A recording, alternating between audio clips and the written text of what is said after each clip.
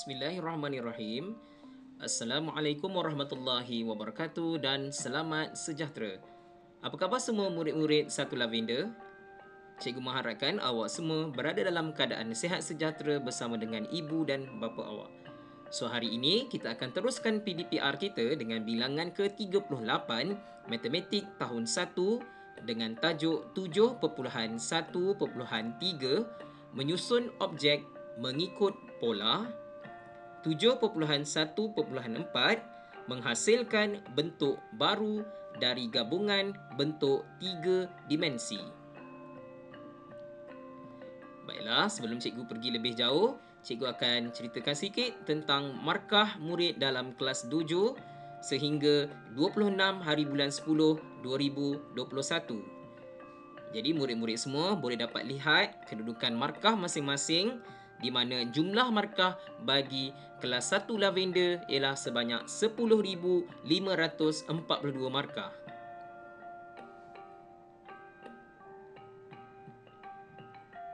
Okey, kita teruskan dengan slide yang ketiga. Cikgu akan ceritakan dan maklumkan tentang ranking atau kedudukan murid dalam kelas 1 Lavender berdasarkan kutipan markah kelas dojo. Tempat pertama telah dimenangi oleh Hafiz Ikram dengan jumlah mata 663 mata. Tahniah diucapkan. Tempat kedua Arisa Nazmin dengan 646 mata. Mawar pula mendapat kedudukan ketiga dengan jumlah markah 634 mata. Tahniah sekali lagi diucapkan kepada 3 orang murid yang berjaya mendapat kedudukan di podium. Manakala murid-murid yang lain, jangan berputus asa, masih ada lagi 1 minggu iaitu hari Khamis ini, iaitu esok, di mana adalah kutipan mata yang terakhir dalam kelas dojo sebelum cikgu akan umumkan kedudukan terbaik bagi murid Satu Lavender sehingga November. Baiklah murid-murid, kita teruskan PDPR kita pada hari ini dengan meminta semua murid untuk membuka buku aktiviti jilid 2 muka surat 70. Sila tuliskan hari iaitu hari Rabu dan tarikh kita pada hari ini iaitu 27 Oktober 2021.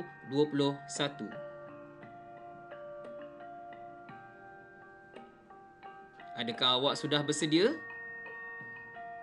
Baiklah, mari kita teruskan pembelajaran kita dengan pola bentuk 3 dimensi bagi aktiviti 1. Lihat pola susunan bentuk, padankan bentuk yang tertinggal. Maksudnya, arahan ni dia suruh kita tengok pola susunan bentuk itu. Kemudian, kita tengok mana bentuk yang tertinggal iaitu pada garisan putus-putus ini. Kita cari jawapannya antara 3 ini dan kita gariskan dan kita lukiskan sekali di atas garis-garis putus ini. Okey, kita tengok soalan yang pertama. Soalan A, dekat sini kita nampak bentuk silinder. Kemudian diikuti dengan kon. Kemudian diulang semula dengan silinder. Kemudian patah balik semula kepada kon. Kemudian silinder. Dan apakah bentuk di sini? Betul, bentuk yang akan berada di bahagian garis putus-putus ini adalah bentuk kon. Jadi kita ambilkan pembaris dan kita gariskan soalan A ini dengan gambar kon. Dan kita lukiskan gambar kon dalam muka surat 70 ini bagi soalan A.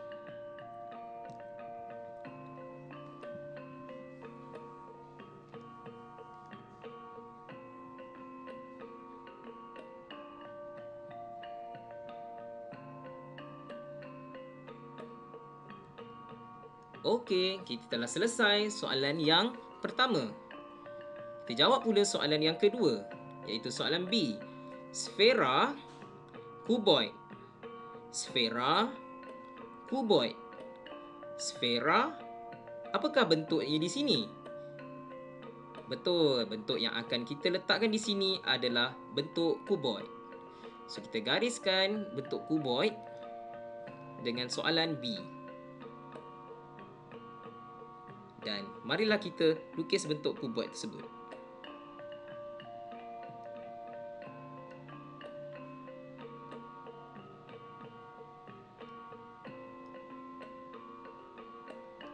Okey, kemudian kita warnakan dengan warna yang sesuai.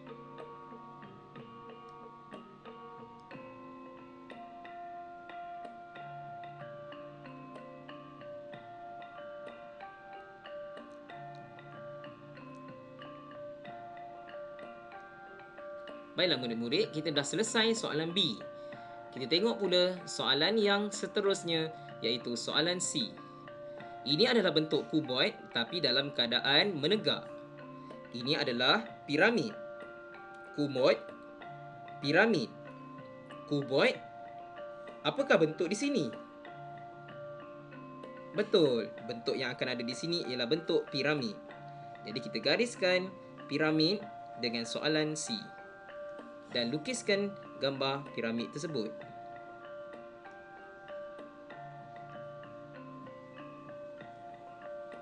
Kemudian kita warnakan.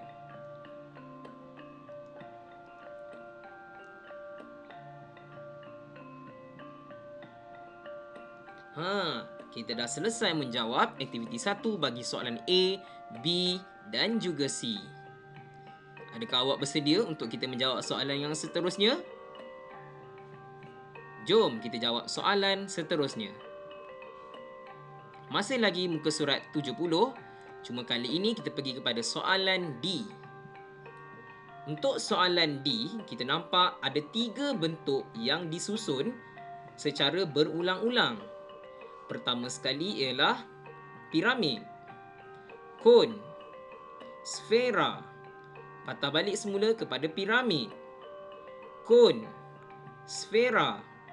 Sekali lagi, piramid, kon. Apakah bentuk di sini? Ya, bentuk di sini adalah sfera. Jadi kita gariskan gambar sfera dengan soalan D. Dan lukiskan gambar sfera tersebut.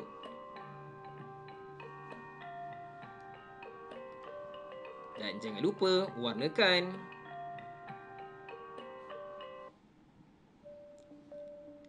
Baiklah, kita dah selesai soalan D. Mari kita jawab soalan E pula. Soalan E ini berbeza sikit dengan soalan-soalan yang tadi kerana bentuk garis putus-putus berada di tengah-tengah. Kita tengok soalan E. Ini adalah silinder, kon, kemudian sfera, tidak diketahui, kon, sfera, silinder, kon, sfera. Apakah bentuk di sini? Betul, bentuk di sini adalah bentuk silinder. Jom kita padankan soalan E dengan gambar silinder dan lukiskan gambar silinder dengan cantik. Jangan lupa warnakan ya.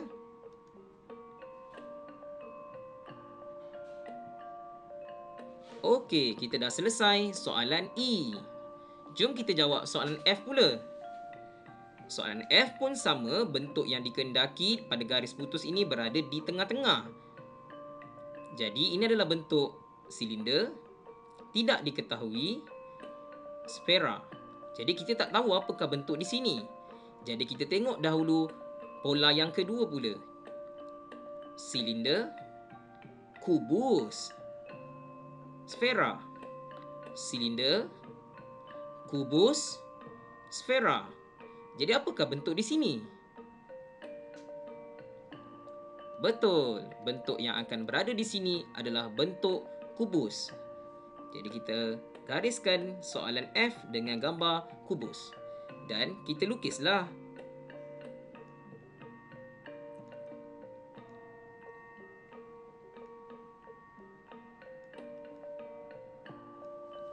Dan jangan lupa warnakan dengan kemas.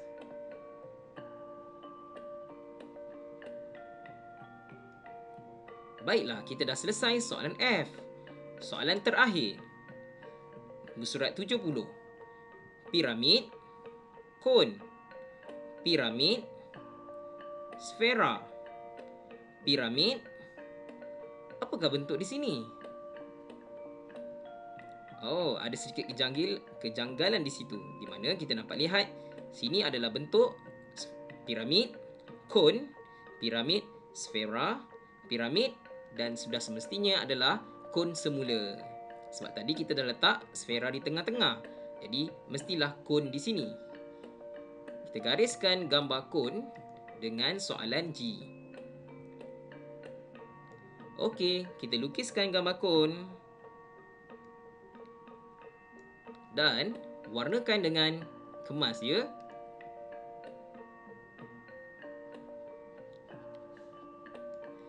Okey, kita dah jawab soalan muka surat 70.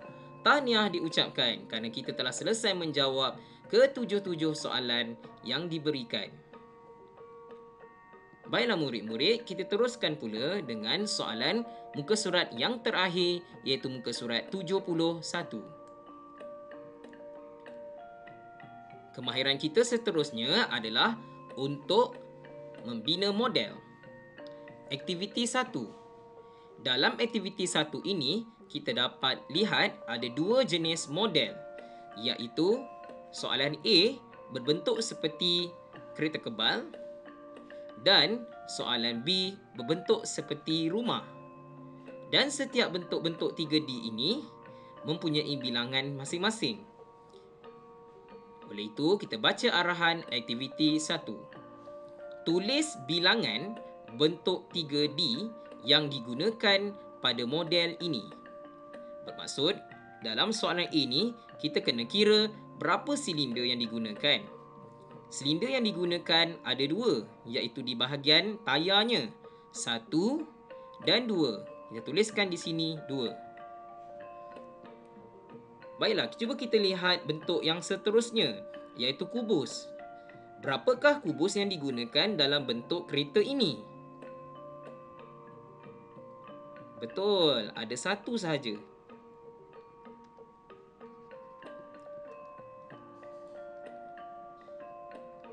Okey, kita tuliskan 1 dalam kotak kubus ini. Seterusnya, kuboid. Ada berapakah bentuk kuboid yang digunakan? Ya, juga 1, iaitu yang berwarna putih ini. Tuliskan 1. Okey, kita teruskan dengan bentuk yang berikutnya, iaitu kon. Ada berapa kon dalam gambar ni? Betul, ada 1 sahaja, iaitu pada bahagian muncung ini. Berapakah bilangan piramid yang digunakan? Ya, juga 1, iaitu pada bahagian atas. Dan berapakah bilangan sfera yang digunakan dalam bentuk ini?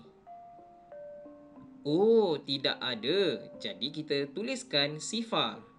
Kerana dalam model ini tidak ada sfera yang digunakan untuk membina kereta ini. Baiklah, kita teruskan dengan soalan yang seterusnya, soalan B, iaitu bentuk rumah ini. Berapakah silinder yang digunakan dalam bentuk rumah ini? Okey, kita dapat lihat pada bahagian tangga ini. Ada 1, 2, 3, 4 dan 5. Kubus. Berapakah kubus dalam bentuk ini? Ya, ada 1 saja, iaitu pada bahagian tengah ini. Bagaimana pula dengan bilangan kuboid? Okey, kita kira tapak 1, 2, 3 dan 4. Ini adalah tiang rumah tersebut.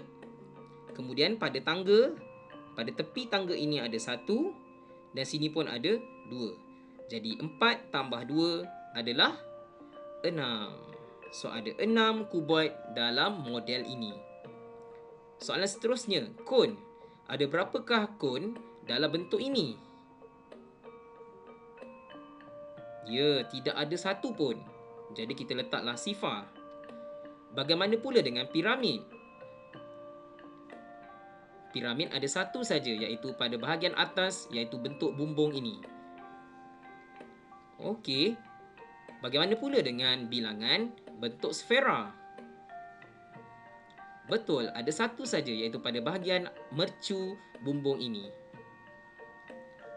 Wah, tahniah. Awak dah dapat menjawab semua soalan pada aktiviti 1 ini dengan tepat. Kita teruskan pula dengan aktiviti 2 pula. Masih lagi muka surat 71.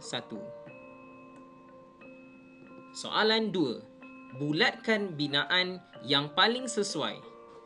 Bermaksud, dengan menggunakan bentuk yang diberikan pada gambar soalan A ini, apakah bentuk yang mungkin sesuai digunakan dan juga paling stabil? Ya, kita akan memilih bentuk ini sebab bentuk ini adalah bentuk yang lebih stabil. Kenapa kita tidak mahu ambil bentuk ini? Sebab bentuk ini sudah semestinya tidak akan terjadi kerana bentuk ini mempunyai bucur tajam di atas, manakala silinder berada di atas, sudah semestinya silinder ini akan jatuh ke bawah. Begitu juga dengan bentuk seperti ini, di mana bentuk kon ini dalam keadaan songsang atau terbalik. Jadi sudah semestinya kon ini akan jatuh ke bawah. Jadi yang paling sesuai adalah bentuk yang kedua. Kita tengok pada bentuk yang seterusnya, soalan yang seterusnya iaitu soalan B, di mana kita ada kuboid, kon, kuboid, kubus dan juga sfera. Manakah bentuk yang dirasakan paling sesuai dan paling stabil? Adakah ini? Tidak, sebab bentuk sfera ini akan menyebabkan kedua-dua bentuk ini akan terjatuh. Bagaimana pula dengan yang tengah? Juga tidak, sebab bentuk bulatan ini atau bentuk sfera ini akan menyebabkan bentuk kuboid ini akan terjatuh.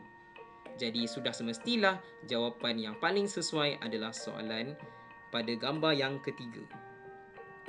Bulatkan. Baiklah, kita pergi kepada soalan kita yang terakhir, iaitu kubus, kuboid dan juga piramid. Bentuk manakah yang paling sesuai dan yang paling stabil? Adakah bentuk ini? Tidak, sebab bentuk ini akan semestinya menyebabkan kuboid ini akan terjatuh. Bagaimana pula dengan bentuk ini? Juga tidak, kerana bentuk ini sangatlah tidak stabil. Dan sudah semestinya bentuk yang paling sesuai adalah bentuk yang ini. Kenapa? Sebab bentuk ini mempunyai tapak yang stabil berbanding dua bentuk yang ditunjukkan sebentar tadi. Baiklah murid-murid, kita dah sampai ke penghujung PDPR kita pada hari ini. Cikgu ucapkan ribuan terima kasih kepada semua kerana telah menyaksikan video pembelajaran cikgu. Cikgu berharap awak dapat menghantar muka surat 70 dan 71 dalam Padlet yang disediakan oleh cikgu. So, kita dah selesai PDPR bilangan ke-28, ke-38 Matematik tahun 1. Sekian. Assalamualaikum warahmatullahi wabarakatuh.